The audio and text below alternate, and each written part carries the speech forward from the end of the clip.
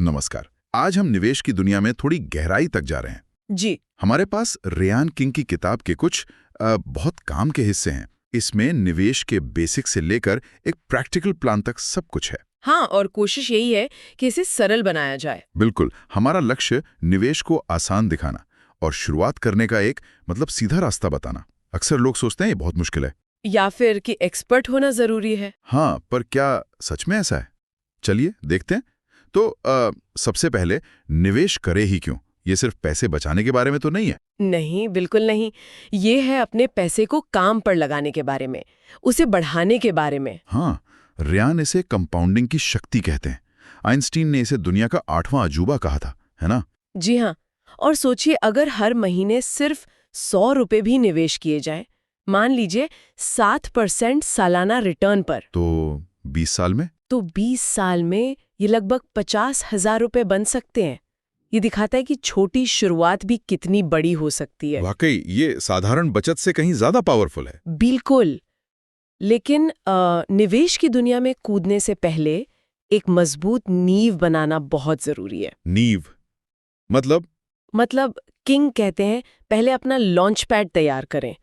कम से कम 3 से 6 महीने के जो जरूरी खर्चे हैं ना, उसके लिए एक इमरजेंसी फंड। अच्छा, हाँ, ताकि कोई दिक्कत आए तो संभाल सके। जी, और साथ ही क्रेडिट कार्ड जैसे जो महंगे कर्जे हैं उनसे छुटकारा पाना, क्योंकि अगर आपकी माली हालत ठीक नहीं है तो निवेश करना थोड़ा जोखिम भरा हो सकता है। सही कहा। और एक चीज जो बहुत लोगों को रोकती है वो है टालमटोल करना। हाँ, ये सोचना कि मैं तैयार नहीं हूँ या मुझे अभी ठीक से समझ नहीं आया। लेकिन रेयान किंग की किताब से एक बड़ा सबक मिलता है जी, कि सबसे बड़ा जोखिम तो इंतजार करना है, क्योंकि वो जो कंपाउंडिंग का जादू है ना, वो समय के साथ ही काम करता है। एग्जैक्टली। समय गंवाना मतलब रिटर्न गंवाना। और एक और आम धारणा है कि आपको बाजार को हराना होगा, मतलब औसत से ज्यादा कमाना होगा। हाँ, जैसे कोई सीक्रेट पता हो। पर मजे की बात यह है, और किंग आंकड़े भी देते हैं, कि पिछले कई सालों में करीब 80-90% प्रोफेशनल फंड मैनेजर्स भी लगातार इंडेक्स को यानी बाजार के औसत को नहीं हरा पाए हैं। अरे 80-90%, ये तो बहुत ज्यादा है। जी, तो एक आम निवेशक के लिए खुद से स्टॉक चुनकर बाजार को हराने की कोशिश करना वो अक्सर समय की बर्बादी और जोखिम भरा हो सकता है। तो फिर उपाय क्या है अगर बाजार को हराना लक्ष्य नहीं है तो? यहीं पर इंडेक्स फंड्स आते हैं। इंडेक्स फंड्स, हाँ, सुना है इनके बारे में। ये क्या करते हैं? ये ऐसे फंड्स हैं, म्यूचुअल फंड या ETF हो सकते हैं, जो पूरे बाजार के किसी इंडेक्स, जैसे अपने यहाँ निफ्टी 50 या सेंसेक्स, बस उसी की नकल करते हैं। मतलब अगर इंडेक्स ऊपर गया तो फंड भी ऊपर। हाँ, लगभग उतना ही। और नीचे गया तो नीचे। आप एक तरह से पूरे बाजार में ही पैसा लगा रहे होते हैं, उस इंडेक्स की सभी बड़ी कंपनियों में थोड़ा थोड़ा। अच्छा, तो इसके फायदे क्या हैं? कई फायदे हैं। पहला, इनकी फीस बहुत कम होती है, क्योंकि कोई मैनेजर दिमाग नहीं लगा रहा कि कौन सा स्टॉक खरीदें बेचें। अच्छा, एक्टिव मैनेजमेंट नहीं है। नहीं। दूसरा, बेहतरीन डाइवर्सिफिकेशन।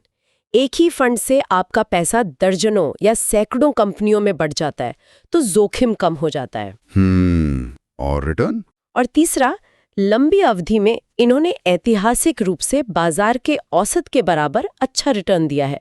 यहाँ एसेट एलोकेशन भी जरूरी है। एसेट एलोकेशन यानी अपना पैसा स्टॉक, इक्विटी और बॉन्ड, डेट जैसी अलग अलग चीजों में कैसे बांटें। आमतौर पर युवा निवेशक ज्यादा जोखिम ले सकते हैं, तो वो स्टॉक्स में ज्यादा रख सकते हैं। और जैसे जैसे उम्र बढ़े वैसे वैसे बॉन्ड्स की तरफ ज्यादा। हाँ, थोड़ा सुरक्षित विकल्पों की ओर। ये सब सुनने में तो लॉजिकल लगता है, पर निवेश सिर्फ नंबर गेम तो नहीं है। इसमें दिमाग का भावनाओं का भी तो रोल है। बहुत बड़ा रोल है। बाजार गिरता है तो डर लगता है। हाँ, कि सारा पैसा डूब जाएगा। हाँ, और जब तेजी आती है तो लालच आता है कि और पैसा लगा दूं।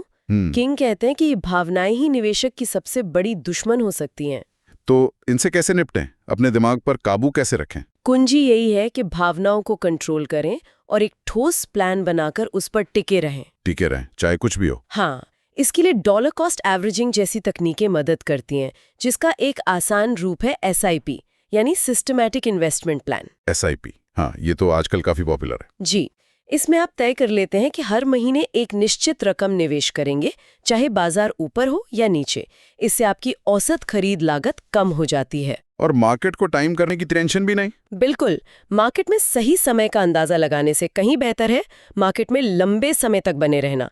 Time in the market beats timing the market. तो अगर इन सब बातों को समेटें तो रायन किंग एक सीधी सादी 3 स्टेप वाली योजना बताते हैं। हाँ, बिल्कुल प्रैक्टिकल। पहला कदम, एक कम लागत वाला इन्वेस्टमेंट प्लेटफॉर्म चुनें। हाँ, कोई ऑनलाइन ब्रोकर या ऐप जिसकी फीस कम हो, इस्तेमाल में आसान हो और इंडेक्स फंड या ETF में SIP की सुविधा देता हो। भारत में तो कई विकल्प हैं अब। जी, दूसरा कदम।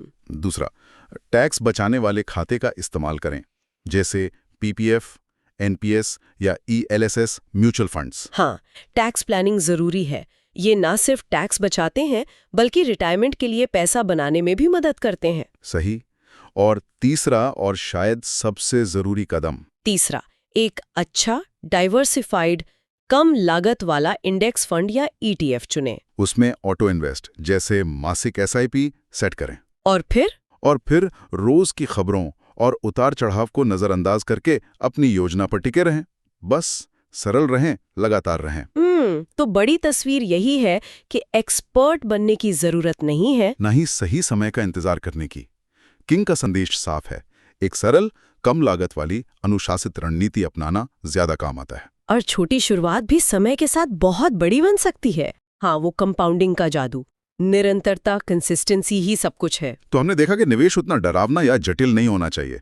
ये बाजार को हराने के बारे में कम लागत पर अनुशासन से लंबे समय तक टिके रहने के बारे में ज्यादा है। जी, इंडेक्स फंड, SIP, सही प्लेटफॉर्म, ये चीजें इसे काफी आसान बना देती हैं। जैसा कि किंग कहते हैं, सबसे बड़ा जोखिम इंतजार करना है, सबसे अच्छी रणनीति बस शुरुआत करना। ये बात हमें एक अहम सवाल पर लाती है। ये सब जानने के बाद कि लगातार निवेश करना और जल्दी शुरू करना कितना जरूरी है। हाँ, तो आज वो एक छोटा ठोस कदम क्या हो सकता है जो कोई भी अपनी निवेश की नींव बनाने के लिए उठा सकता है? अच्छा सवाल है। शायद सिर्फ अपने खर्चों को देखना हो, या किसी कम फीस वाले प्लेटफॉर्म के बारे में पढ़ना हो, या इमरजेंसी फंड के लिए पहली बचत करनी हो। कुछ भी छोटा सा,